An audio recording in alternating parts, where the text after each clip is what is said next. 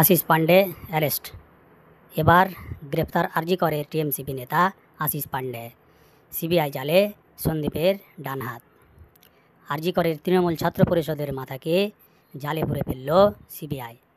আর্থিক অনিয়মের অভিযোগে গ্রেপ্তার আশিস।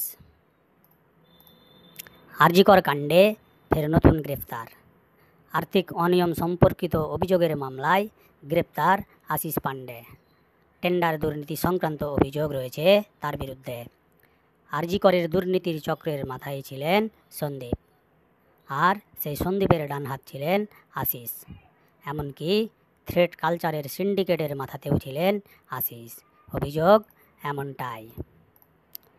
তার প্রথম পরিচয় হলো তিনি সন্দীপ ঘোষ ঘনিষ্ঠ, আর দ্বিতীয় পরিচয় হলো আরজিকরের তৃণমূল ছাত্র পরিষদের ছাত্র নেতা হলেন আশিস। আর তার অপর পরিচয় হলো আরজিকরে দিনের পর দিন ধরে থ্রেট কালচারের যে সিন্ডিকেট চলছিল তারই মাথায় ছিলেন আশিস। অভিযোগ এমনটাই। সূত্রের খবর, এই আশিস তথ্য গোপন করার চেষ্টা করছিল। সিবিআইয়ের হাতে একাধিক নথি রয়েছে যেখানে আর্থিক অনিয়মের নানা তথ্য প্রমাণ রয়েছে। আর সেই সব নথি দেখিয়ে আশিসকে বারবার প্রশ্ন করে সিবিআই। তাকে বারবার প্রশ্ন করা হয়েছিল আর্থিক বিনিয়োগ সংক্রান্ত ব্যাপারে তার ভূমিকা কী, কিন্তু তিনি অনেক কিছু লুকিয়ে ফেলার চেষ্টা করেছিলেন। 9 আগস্ট তারিখে যেদিন আরজিকরে তরুণী চিকিৎসকের দেহ উদ্ধার করা হয়েছিল, সেই রাতে সল্টলেকের একটি হোটেল বুক করেছিলেন বলে সূত্রের খবর। এমনকি যখন দেহ উদ্ধার করা হয়েছিল তখনও সেমিনার রুমের কাছেই ছিলেন আশিস।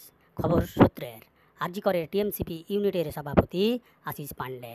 এবার তাকে জালে পুরল সিবিআই।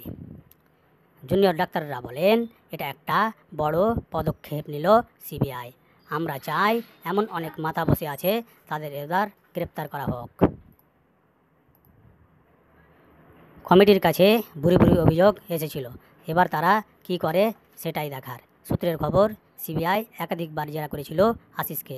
জানা গিয়েছে ঘটনার সেই রাতে হোটেলে থাকা ব্যক্তির নাম আশিস পান্ডে। সে আশিস নাকি আবার সন্দীপ ঘোষের ডান হাত। আশিস নাকি অভিজ্ঞদের ঘনিষ্ঠ।